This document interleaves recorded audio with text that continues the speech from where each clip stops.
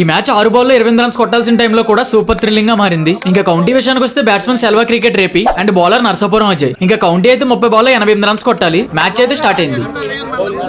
First ball గాల్లోకి boundary వెళ్తుందా, no it's catch out. Ball ఎడ్జే బ్యాక్ సైడ్, సింగిల్ రన్ మాత్రమే. ఈసారి ball direct flight, 6 runs. Bowler పైనుంచి నేరుగా ఫీల్డర్ చేతిలోకి, it's a catch out. Ball గాల్లోకి 6 రన్స్.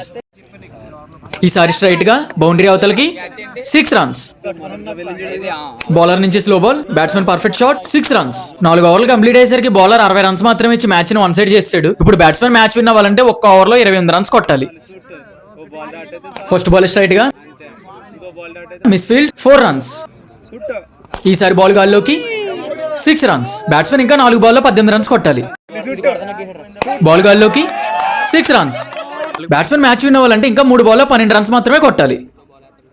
ఈ బాల్ కూడా గాల్లోకి, ఇది కూడా బౌండరీ అవతలకి, 6 runs. What batting by batsmen Selva. ఇంకా 2 బాల్లో 6 పరుగులు మాత్రమే. What a comeback. Just 2 runs. 1 ball 4 runs. Match ఏమవుతుందో చూద్దాం.